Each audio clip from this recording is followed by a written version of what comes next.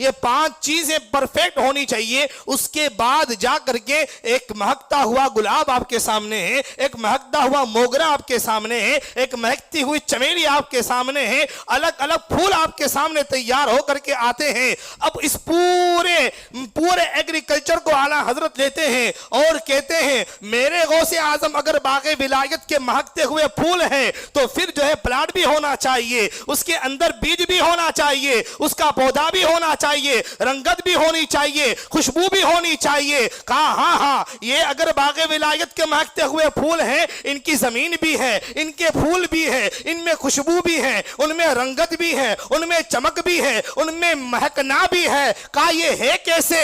फरमाते हैं नबवी में ये जो गौसे पाक के शक्ल में जो जमीन तैयार है, उस जमीन के ऊपर मेरे मुस्तफा की रहमत की बारिश बरसी है।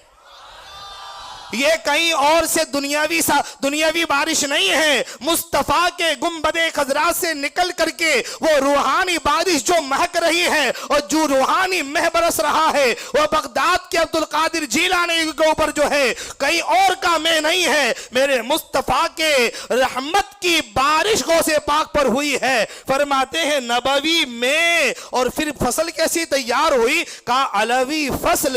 ये फसल कहां तैयार हुई है? एक तो बारिश बरस गई और इस बारिश बरसने के बाद ये जो फसल तैयार हुई है कहीं और नहीं तैयार हुई है। बाबे फजले विलायत मौलाए कायनात मुश्किल कुशा हैदरे कर्रार असदुल्लाहिल गालिब मौलल मुस्लिमीन असदुल्लाहिल गालिब मजहरुल अजाइब वल गराइब फातह खैबर ज़ौजे बतूल दामाले बतूल हल्लल मुश्किलात वन नवाइब। मौलाए कायनात की फसल तैयार हुई है और फिर ये तैयार तो हो गई बतूली। अब हुआ क्या?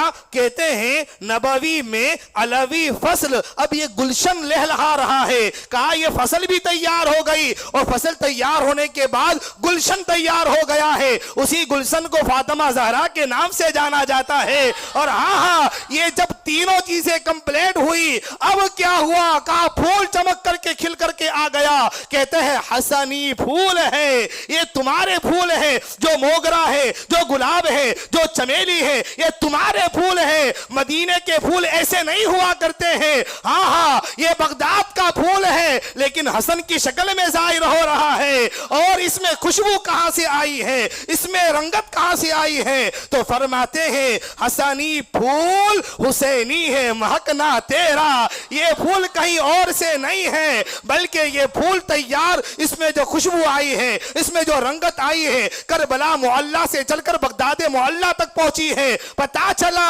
ये खेती के 5 चीजें मिल जाए तो फूल तैयार होता है और 5 पंजतन मिल जाए तो अब्दुल कादिर जिलानी तैयार हुआ करता है।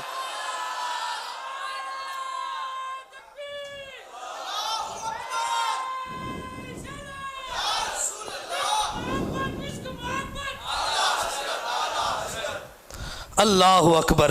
5 पंजतन की जिसमें मजमुआ जिसमें है और जिसमें 5 पंजतन की जलवागरी है, उसी जात को सरकार बगदाद कहा जाता है, मेरे गौसे पाक कहा जाता है। एक इल्म और सुनाता हूं आपके सामने, स्टोन साइंस। नबवी खुर अलवी को बतूली मादन।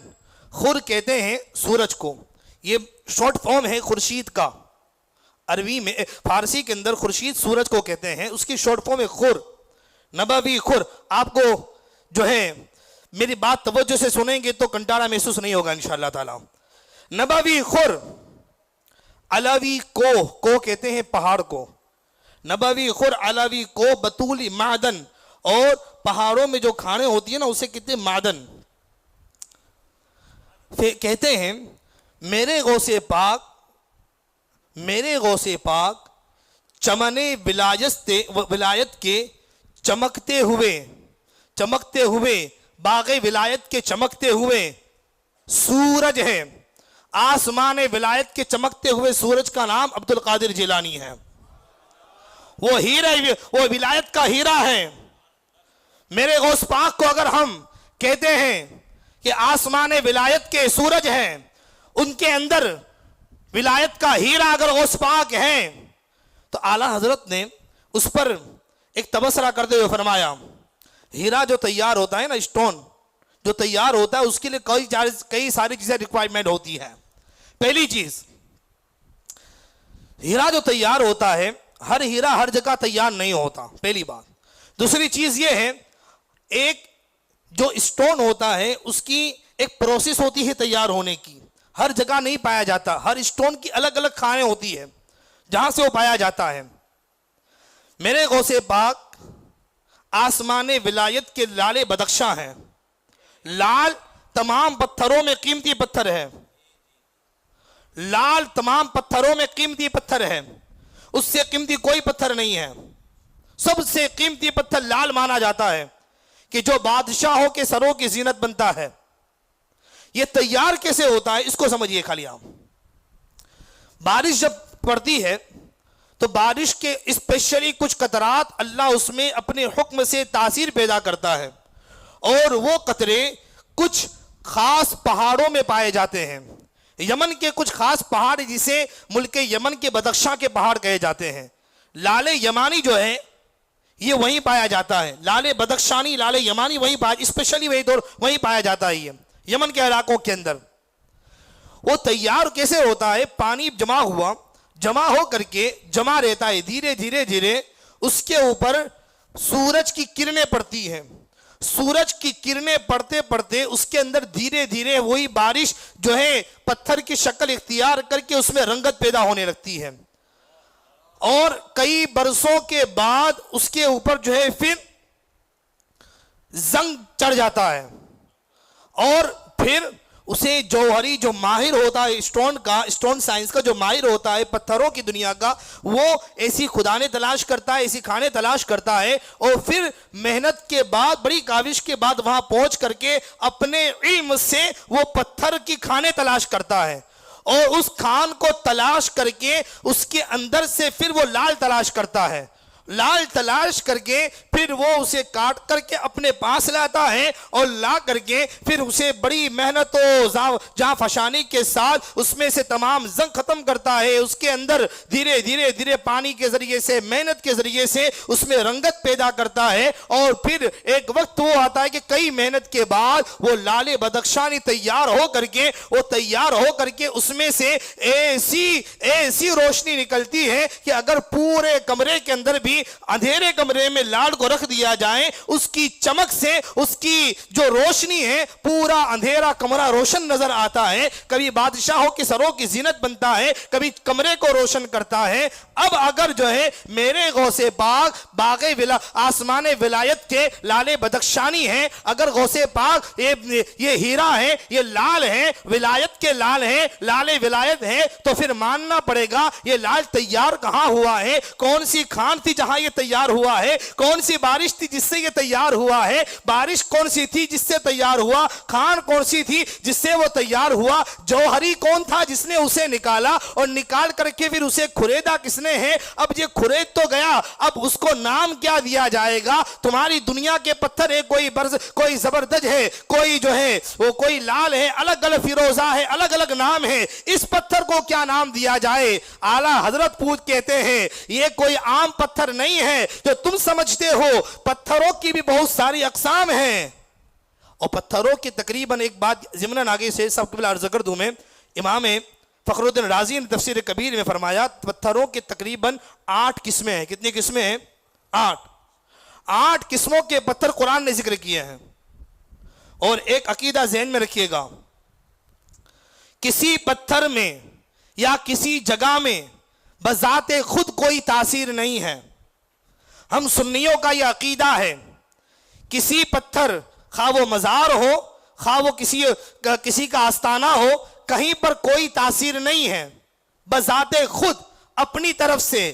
लेकिन कुछ पत्थर वो होते हैं जिन्हें अल्लाह अपने खास फजल से नवाजता है। तो कोई पत्थर हजरे अस्वद हो रहा है, जोर से कोई पत्थर गुंबदे खजरा का पत्थर हो रहा है, कोई पत्थर जो है लाल हो रहा है, कोई फिरोजा है। अलग अलग पत्थरों की अलग अलग किस्में हैं। यही तो हम भी कहते हैं औलियाए किराम के आस्ताने पर लगे हुए पत्थर के अंदर तासीर नहीं है, इसमें जो तासीर पैदा हुई है अल्लाह के वली के जिस्म की बरकत से पैदा हो रही है। हम जा करके वहां पर पत्थर को नहीं चूमते मियां, वहां चूमते किसी और को नहीं है, अल्लाह की रहमत को चुमा करते हैं। कि जिस तरीके से खाने काबर पर रहमत नाजिल होती है तो हजर अस्वद पैदा होता है, इसी तरीके से अगर अल्लाह वाले के आस्ताने के ऊपर जो है रहमतों का नुज़ूल होता है, अल्लाह वहां पर हमारी मुरादों को भी पूरी फरमा दिया करता है।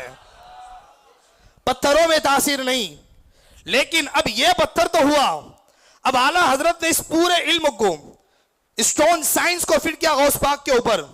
फरमाते हैं गौसे पाक जो है ये इनको रोशनी कहां से मिली, ये कहां तैयार हुए हैं? फरमाते हैं नबवी खुर, इसके ऊपर इस लाल के ऊपर जहां से किरणें आई हैं, जहां से रोशनियां आई हैं, ये कहीं और की रोशनी नहीं है, ये मदीना की रोशनी है। जरा जोर से। और ये वो रोशनी है जिसके बारे में शेख सादी सिराजी फरमाते हैं गौसे आज़म दरमियाने औलिया चू मोहम्मद दर। अल्लाह ने जो नूर और जो विलायत का मकाम, जो नबूवत का मकाम अल्लाह ने नबियों के अंदर मेरे मुस्तफ़ा को अता फरमाया है कि सबों में ऊंचा हमारा नबी, सारे अच्छों में अच्छा समझिए जिसे है उन अच्छों में अच्छा हमारा नबी, और गमज़दों को रजा मुजदा दीजिए कि है बेकसों का सहारा। तो जैसा मकाम अल्लाह ने नबियों में मुस्तफ़ा को दिया, ऐसा मकाम वलियों में अल्लाह ने गौसे पाक को अता फरमाया है। जरा जोर से। इसी की तर्जमा ने आला हज़रत फरमाते हैं बहरोबर शेरो कुरा सहलो जिंदश्तो चमर, कौन से चक पे पहुंचता नहीं दावा तेरा, और किस गुलिस्ता को नहीं फसले बगारी से नियाज, कौन से सिलसिले में फैज़ ना आया तेरा। अरे मजराए चिश्तो बुखारा वो इराक अजमेर, कौन सी किश्त पे बरसा नहीं झाला तेरा। ये नूर कहां से आया? कहा ये रोशनी कहीं और से नहीं आई है, ये वही रोशनी है जो गारे हिरा से फूट करके आई थी और मुस्तफा के गुंबदे खजरा से निकल करके बगदाद मोहल्ला में आई है। नबवी खुर अलावी को। अच्छा, ये जिस पहाड़ में तैयार हुआ है, तो जैसे बहुत सारे पत्थर तैयार होते हैं तो इसकी स्पेशली पहाड़ है। इसका पहाड़ कौन है? कहा इस पहाड़ का नाम कोई आम पहाड़ नहीं है, जबले इस्तिकामत, जबले विलायत, मौलाए कुल, मौलाए कायनात, मौला मुश्किल कुशा का जो अजीम पहाड़ है, उस पहाड़ में ये बारिश आई हुई है। और तमाम खानों में अलग अलग खाने थी। ये कौन सी खान में तैयार हुआ है? फरमाते हैं बतूली मादन, इसकी खान कोई आम नहीं है, उसकी खान फातिमा ज़हरा का बतने मुबारक है, बतूली मादन है। अब होता क्या है? कहा ये निकाला गया, उसे कुरेदा गया, उसे संभाला गया, उसे जो है मुस्तफ़ा की तरबियत अता कर दी गई। अब क्या हुआ? कहा ये जब तैयार हुआ तो नबवी खुर अलवी को बतूली मादन हसनी लाल, हाँ हाँ हाँ, इस तुम्हारे पत्थर का नाम लाले बदख्शानी था और इस लाल का नाम हसनी लाल है। और इसमें जो चमक आई है, कहा चमक कहां से आई? कहा ये चमक आई है, चमक आई है करबला मुअल्ला इमाम हुसैन के वहां से। तो अब पांचों को मिलाया गया, खान को मिलाया, पानी को मिलाया और सब मिला करके 5 चीजें तैयार हुई। अब 5 चीजें कैसी तैयार हुई? फरमाते हैं नबवी खुर, अलवी को, बतूली मादन, हसनी लाल, हुसैनी है तजल्ला तेरा, ये चमक आई है। अब इन 5 को मिलाया गया तो इन 5 से लाले बदख्शानी तैयार हुआ है। इसी तरह 5 पंजतन को मिलाते हैं तो बागे विलायत का चमकता हुआ सितारा और लाले बदख्शानी और लाले विलायत बगदाद के अब्दुल कादिर जिलानी तैयार हो रहे हैं।